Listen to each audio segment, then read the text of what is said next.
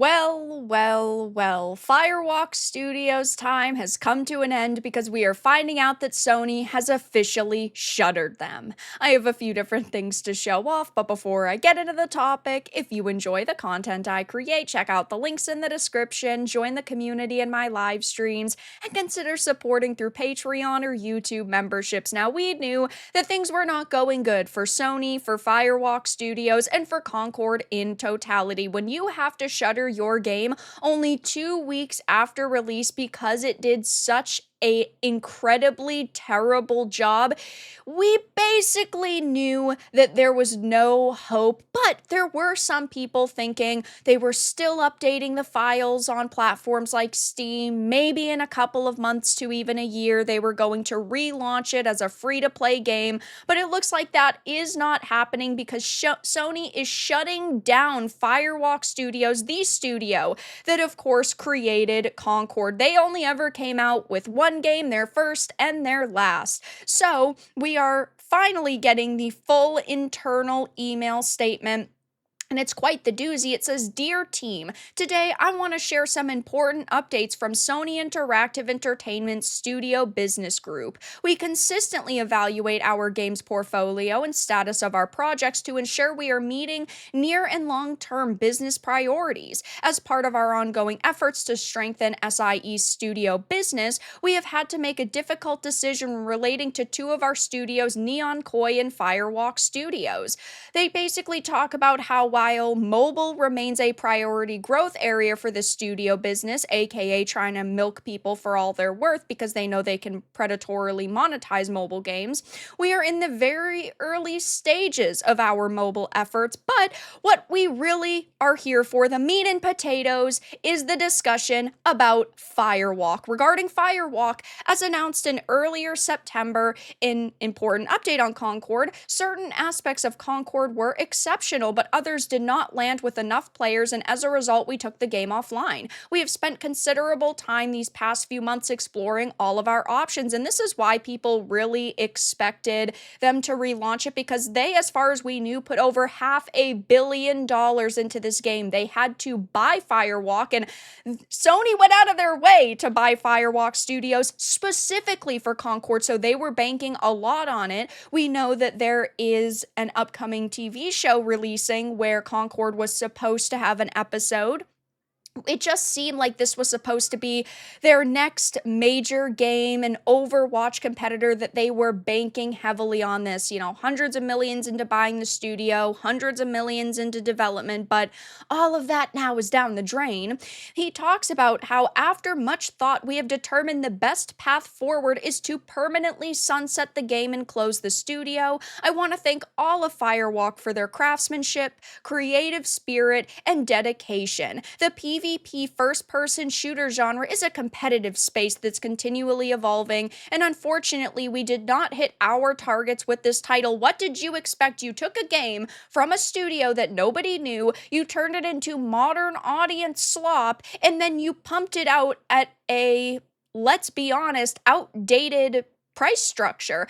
I was all for it being $40 instead of $70, but you were talking about a pricing structure that flew a decade ago. That's what Overwatch launched with, was $40, loot boxes, cosmetics, etc. What they should have done was launch this as a free-to-play game, had a lot of different cosmetics and loot boxes and, you know, paid bells and whistles, and more people would have shown up. But instead, that's not what they did. And then on top of all of that, you had the terrible map designs, you had the terrible character designs, and instead of just admitting, hey, we totally misunderstood what gamers actually want, they just say that they, didn't hit their targets. And unfortunately, this is a space that's constantly growing.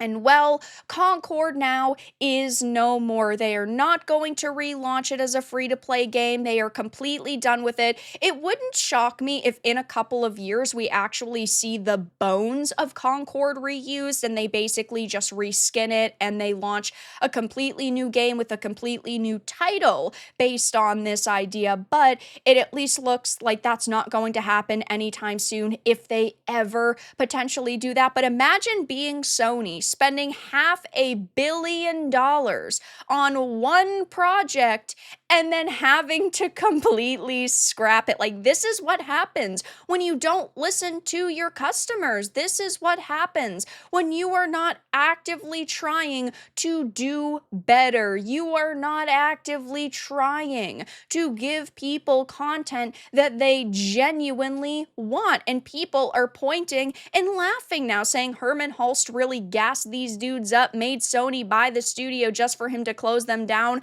Wowzers. It's so true. This was supposed to be like the piece de resistance for Herman Hulst. This was supposed to like cement his legacy at Sony. This was supposed to be a major purchase that was supposed to majorly pay off, and that did not happen. Didn't think I'd have a reason to use this one again today. The evil is defeated.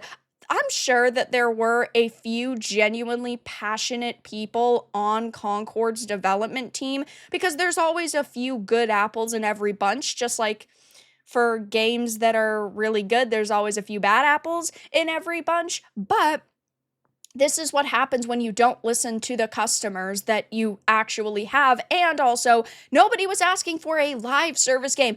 Companies need to realize that live service titles are not the future of the industry. You need to be giving us high quality experiences that are not live service, that are monetized properly, and that genuinely are fun experiences. I know recently we saw Yves Guillemot, the CEO of Ubisoft, attacking gamers, saying Star Wars Outlaws failed because gamers' expectations are too high. Yeah, our expectations are high. We do not want to be sold $70 piles of slop, and that is all we are getting from the mainstream AAA industry at this point. It's sad. It's pathetic. We want companies to do better. We want to have a reason to give them our money, but they just keep feeding us slop and we keep throwing it back in their faces, and they gotta realize one day that this is not a winning strategy.